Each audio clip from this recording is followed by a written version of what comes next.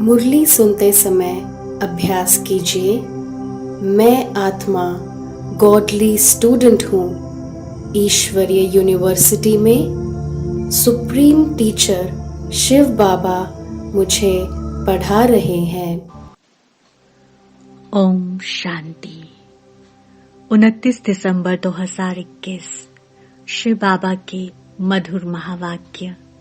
मीठे बच्चे, तुम आधा कल्प के लिए सुखधाम में हॉलिडे मनाएंगे क्योंकि वहां दुख का नाम निशान नहीं है। प्रश्न, ब्राह्मण बच्चों को बाप ऐसी कौन सी युक्ति बताते हैं जिस युक्ति से वे अपना जीवन सफल बना सकते हैं?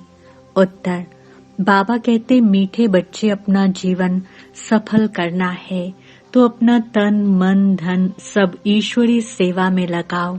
फॉलो फादर, फिर देखना इसकी एवज में तुमको क्या मिलता है। आत्मा गोल्डन बन जाएगी, तन भी बहुत सुंदर मिलेगा, धन तो अथाह मिल जाएगा। आज का गीत।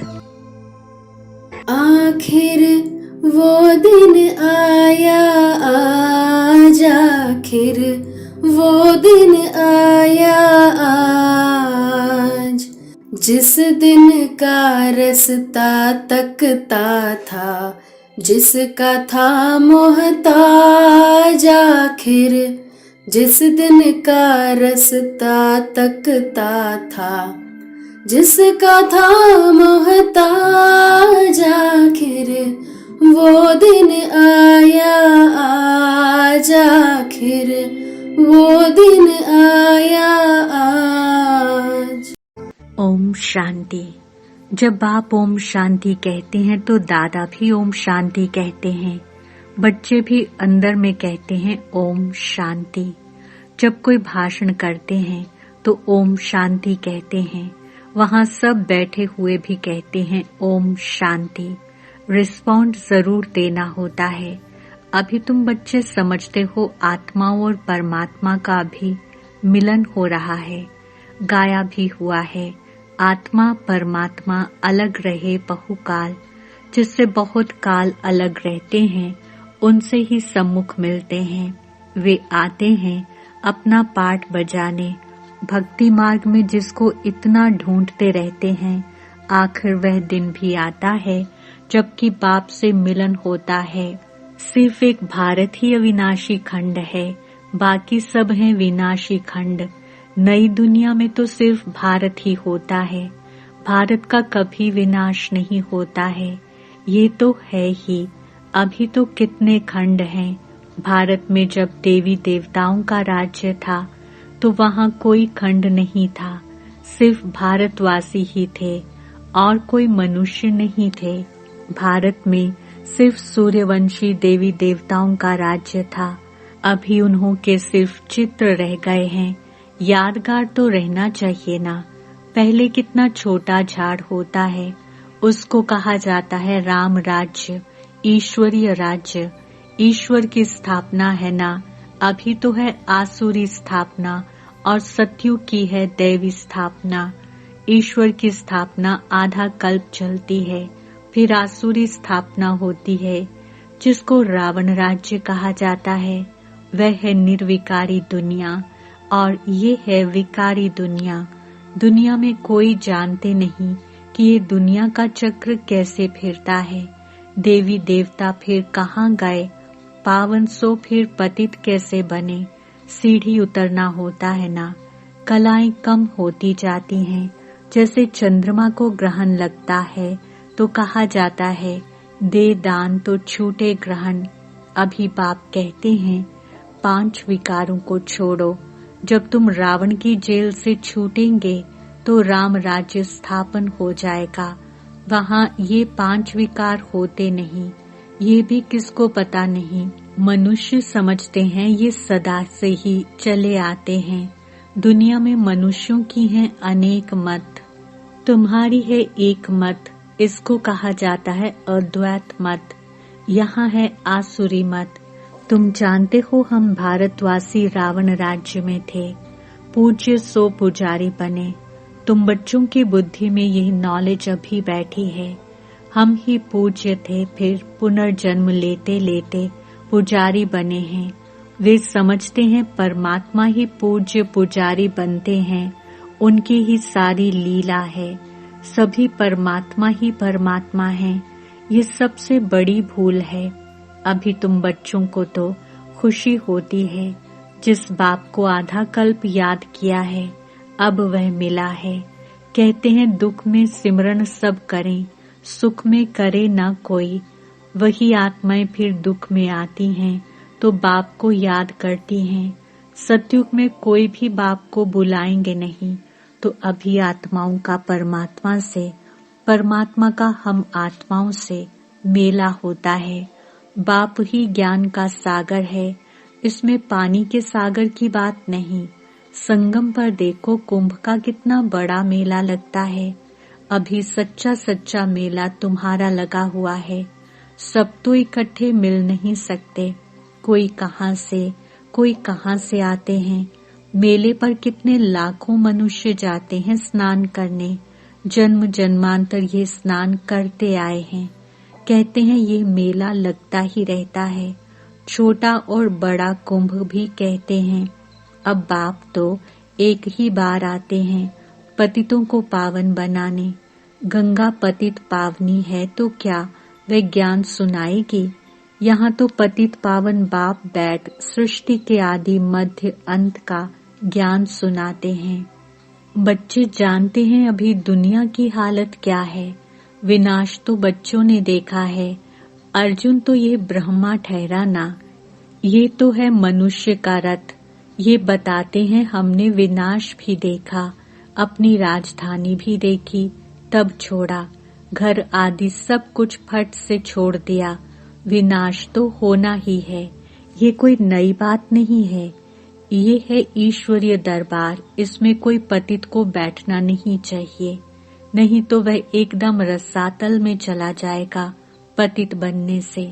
इसलिए पतित को आने का हुक्म ही नहीं है। ऐसे कोई आ जाते हैं, समझते हैं इन्हों को क्या पता कि हम विकार में गए। ये बड़ी गंदी चीज है। विलायत में 4-5 बच्चे पैदा करने वालों को इनाम मिलता है। सतयुग में तो एक ही बच्चा होता है, सो भी विकार की वहाँ बात नहीं। वहाँ तो रावण राज्य ही नहीं, वह है राम राज्य। कन्या शादी करती है तो कन्या को गुप्त रीति से बहुत कुछ देते हैं, जो किसको पता नहीं पड़ता। बाप भी कहते हैं बच्चे तुमको गुप्त दान देता हूँ, किसको पता पड़ता है क्या हम क्या दे रहे हैं। ये है गुप्त, कोई समझ नहीं सकते कि ये बीके विश्व के मालिक बनेंगे। ये तुम अभी समझते हो। हम विश्व के मालिक थे, फिर 84 जन्म लेते हैं। हम कल्प कल्प बाबा से वर्षा लेते हैं।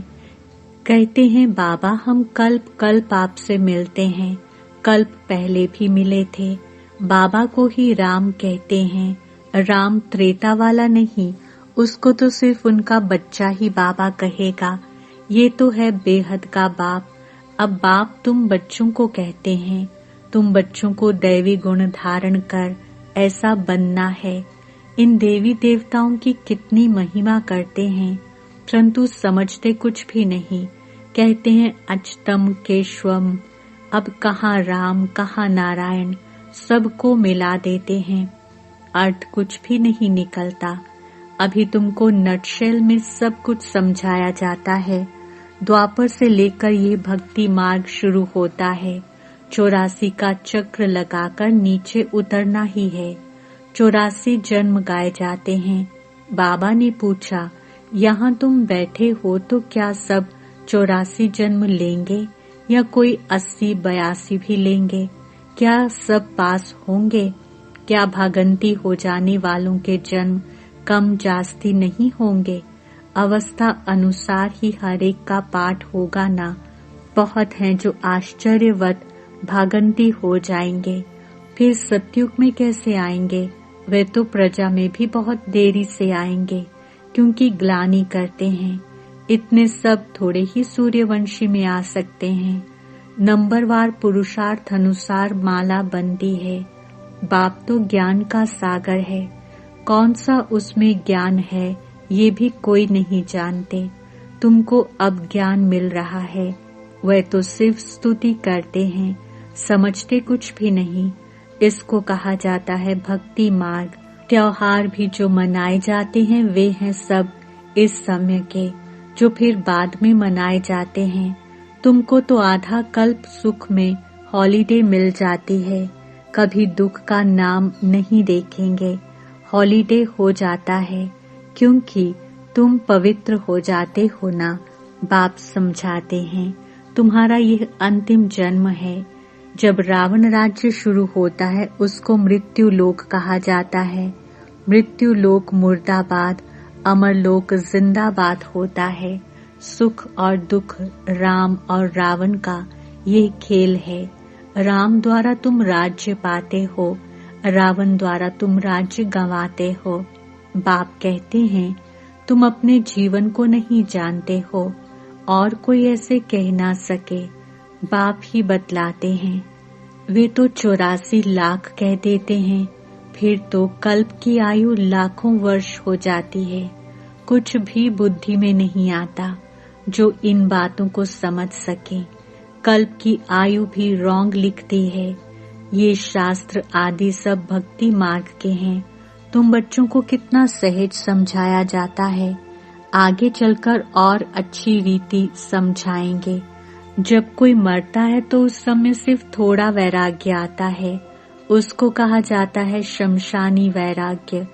शमशान से बाहर निकल मार्केट में गए तो खलास, जाकर मांस मदिरा खरीद करेंगे। तुम बच्चों को इस समय है सारी पुरानी दुनिया से वैराग्य।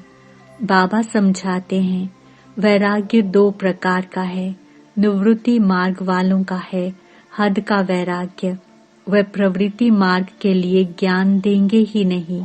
दोनों पवित्र बनो ये वह कह नहीं सकते, गीता वे सुना ना सके। तुमको तो ज्ञान सागर से ज्ञान मिलता है, वे समझते भी हैं परंतु उनको डर रहता है आगे चलकर मान लेंगे बरोबर। गीता कृष्ण ने नहीं सुनाई, अगर अब कहेंगे तो उनके सब फॉलोअर्स भाग जाएंगे, फट से कहेंगे इनको बीके का जादू लगा है। अब बाप समझाते हैं अगर देवता बनना है तो दैवी गुण धारण करो। मुख्य बात है पवित्रता की। यहाँ मनुष्यों का खान पान ही देखो कितना आसुरी है। जन्म जन्मांतर की पाप आत्माएं हैं, पुण्यात्मा एक भी नहीं है। अभी तुम बन रहे हो, सतयुग में सब पुण्यात्माएं होती हैं। वहाँ है ही श्रेष्ठाचारी पावन, यहाँ है भ्रष्टाचारी पतित। सतयुग में 5 विकार होते नहीं। राम राज्य रावण राज्य में कितना फर्क पड़ जाता है। इनको तो रावण राज्य कहेंगे ना, पतित पावन एक ही गॉड फादर है। तुम जानते हो वह हमारा बेहद का बाप है। बेहद के बाप रचयिता को रचना याद करती है। बाबा ने समझाया है सतयुग में है एक बाप, फिर होते हैं 2 बाप, लौकिक और पारलौकिक। तुमको है 3 बाप, लौकिक पारलौकिक अलौकिक। भक्ति मार्ग में लौकिक बाप होते भी पारलौकिक बाप को याद करते हैं। यहाँ तो ये वंडरफुल है, बाप और दादा दोनों बैठे हैं। ये भी तुम बच्चे जानते हो, फिर घड़ी घड़ी भूल जाते हो। प्रजापिता ब्रह्मा तो गाया हुआ है ना, वह अभी ही मिलता है। प्रजापिता ब्रह्मा है साकार, वह है निराकार। निराकार और साकार दोनों इकट्ठे हैं, दोनों का हाईएस्ट पोजीशन है। इनसे बड़ा कोई होता नहीं। और कितना साधारण रीति बैठे हैं। पढ़ाई भी कितनी सहज है बच्चों के लिए। बाप सिर्फ कहते हैं अपने को आत्मा समझो। आत्मा अविनाशी है, यह देह विनाशी है। एक शरीर से आत्मा निकल जाकर दूसरा शरीर लेती है। तुमको रोने की दरकार नहीं है। मनुष्य शरीर को याद करने से रोते हैं। तुमको रोने की दरकार नहीं। सतयुग में कभी रोते नहीं, वहाँ है ही मोह जीत। ये सब बातें तुमको संगम पर ही समझाई जाती हैं। तुमको ये लक्ष्मी नारायण का चित्र देखकर बहुत खुशी होनी चाहिए। इसलिए बाप ने कहा है, ये लक्ष्मी नारायण त्रिमूर्ति का बैज व मेडल जेब में डाल दो। घड़ी घड़ी पॉकेट से निकाल कर देखो। ओहो, हम तो ये बनने वाले हैं। बहुत खुशी होगी। औरों को भी दिखाकर खुश करो कि हम ये बन रहे हैं। देखने से खुशी होगी। मैं तो शिव बाबा का बच्चा हूँ। मुझे किसी बात की क्या परवाह करनी है। कुछ घाटा पड़ा सो क्या। हम तो भविष्य 21 जन्मों के लिए पदमपति बनते हैं। देखो, बाबा ने सब कुछ दे दिया, फिर फायदे में हैं या घाटे में हैं, बाबा अब सम्मुख समझा रहे हैं। तुम्हारा ये धन दौलत सब कुछ मिट्टी में मिल जाने वाला है। अपना जीवन सफल करना है तो अपना तन मन धन इसमें लगाओ। फिर इनके एवज में देखो तुमको क्या मिलता है। आत्मा भी गोल्डन बन जाती है और तन भी सुंदर, धन तो अथाह रहता है। अच्छा मीठे मीठे सिक्के रूहानी बच्चों पिता रूहानी बाप दादा का याद प्यार और गुड। रूहानी बाप की रूहानी बच्चों को नमस्ते। हम रूहानी बच्चों की रूहानी बाप दादा को याद प्यार गुड मॉर्निंग नमस्ते और शुक्रिया। धारणा के लिए मुख्य सार। पहला पॉइंट, मैं शिव बाबा का बच्चा हूँ। मुझे भविष्य 21 जन्मों के लिए पदमपति बनना है। इसी खुशी में रहना है और सबको खुश करना है। किसी बात की परवाह नहीं करनी है। दूसरा, एक बाप की अद्वैत मत पर चलकर बेहद का वैरागी बनना है। एक बाप को फॉलो करना है। वरदान, रुहाब और रहम के गुण द्वारा विश्व नव निर्माण करने वाले विश्व कल्याणकारी भव। स्पष्टीकरण, विश्व कल्याणकारी बनने के लिए मुख्य 2 धारणाएं आवश्यक हैं। एक ईश्वरीय रुहाब और दूसरा रहम। अगर रुहाब और रहम दोनों साथ साथ और समान हैं तो रूहानियत की स्टेज बन जाती है। तो जब भी कोई कर्तव्य करते हो व मुख से शब्द वर्णन करते हो तो चेक करो कि रहम और रुहाब दोनों समान रूप में हैं। शक्तियों के चित्रों में इन दोनों गुणों की समानता दिखाते हैं। इसी के आधार पर विश्व नव निर्माण के निमित्त बन सकते हो। स्लोगन, बाप के प्यार के पीछे व्यर्थ संकल्प न्यौछावर कर दो। यही सच्ची कुर्बानी है। ओम शांति।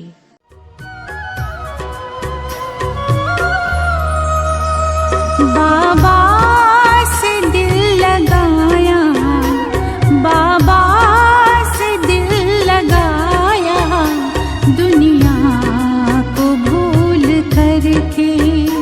बाबा से दिल लगाया, दुनिया को भूल करके। मुझको गले लगाया, मुझको गले लगाया, बाबा ने दिल भर के, बाबा ने दिल भर के। बाबा से दिल लगाया, दुनिया को भूल करके। बाबा से दिल लगाया, दुनिया को भूल करके।